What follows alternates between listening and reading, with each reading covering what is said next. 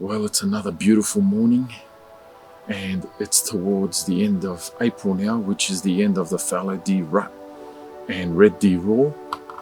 Jason and I are going to go for probably our last chance to go see if there are any reds available.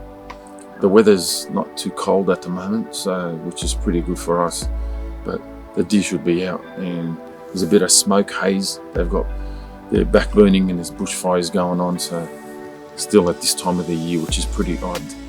But yeah, we're going to go have a look now in the open paddocks and see how we go.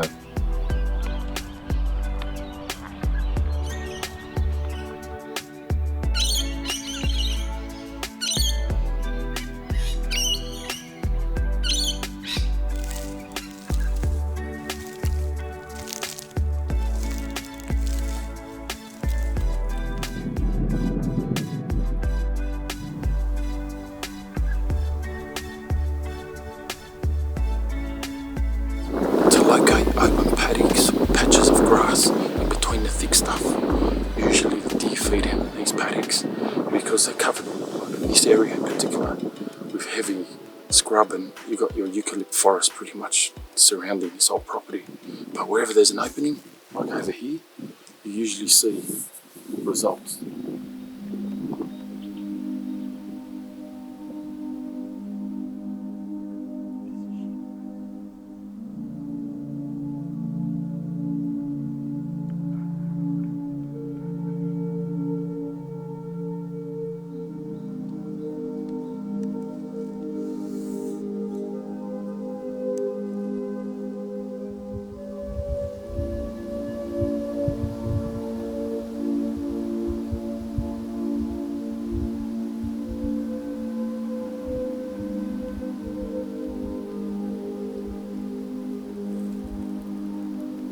What an amazing view, eh?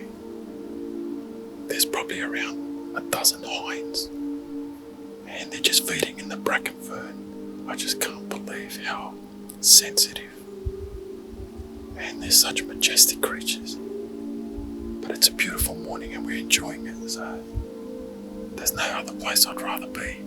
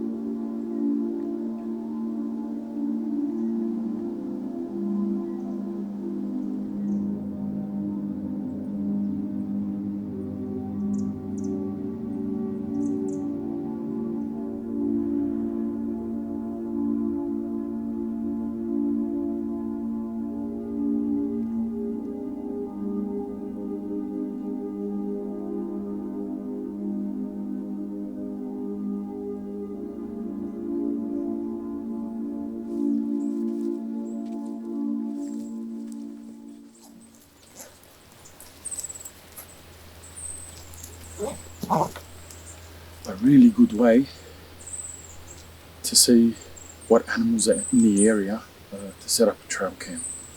On this trail cam, I've had numerous red stags walk past here. I had a wild dog, a fox, a feral cat, and your kangaroos and wallabies. But it's a really good way to find out what's in the area. So just checking the camera today, changing cards and checking the battery.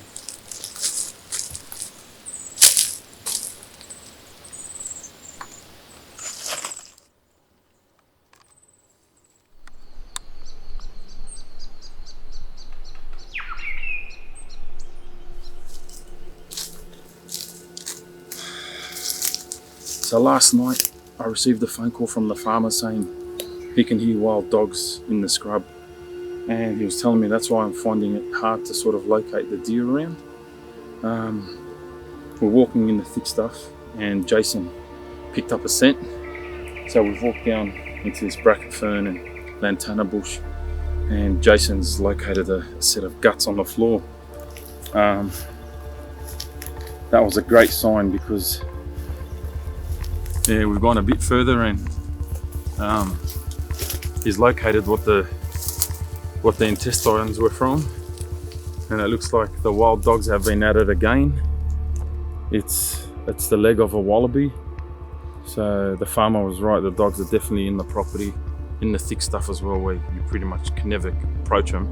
It's that noisy in here, but yeah, they've killed another native and they're gonna probably start on his livestock soon. So hopefully we either find the wild dog or... It's extremely thick. This is what we're dealing with.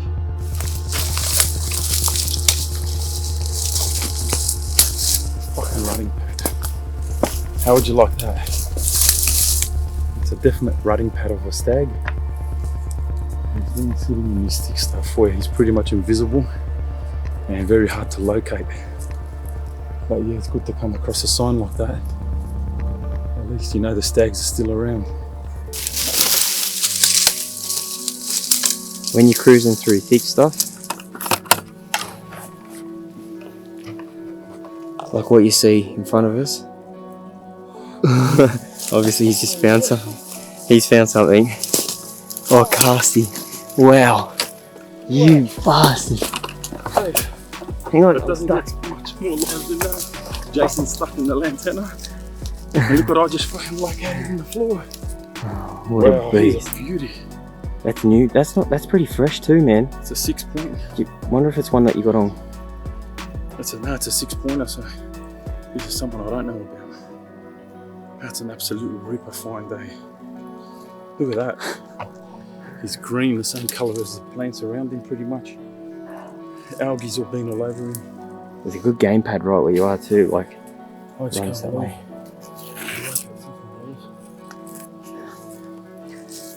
Absolute ripper. Look at that. Pretty good. It's my second one-off one like that, eh, Jason? That's the last time I'm letting you walk in front. Well, I'll just make my own track, really. I was just about to say about the bulldozer in front of me. I'm in the middle of nowhere and all I seen was, I don't know what I seen. I've just seen dots again, like the last time, and what a ripper fine day. That's a ripper, man. That is. That's a beautiful stag. You know how old he'll be like this year? He'll be a ripper, eh? Just got the mass on him and everything.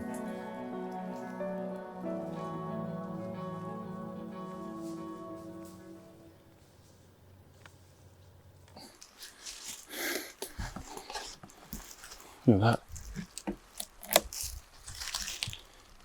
that. Can't believe how good I fit in there. Wow. What a massive opening. I'm inside this massive tree. It's been burnt out.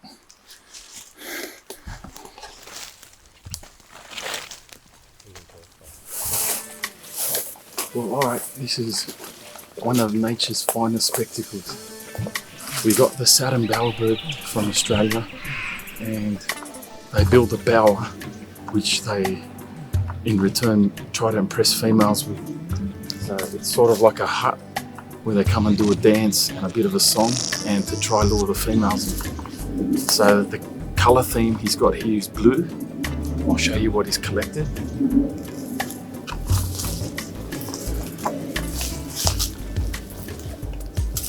So that's the actual bower.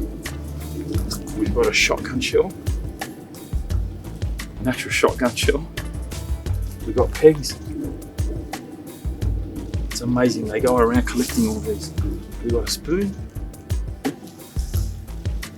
a bottle top, looks like a milk top, the blue one, some type of taunt, something walking in the background. I don't know what that is. Yeah, amazing. Just the other stuff he's got there. Wow, That's cool. Little shotgun shells, eh? Yeah. Well, it's good to finally sit down, have a break after the morning's hunt. especially when you've been trekking for the last 2 hours and it's still a good 26, 27 degrees, which is pretty warm while you're trekking anyway. But sit down and enjoy some brunch.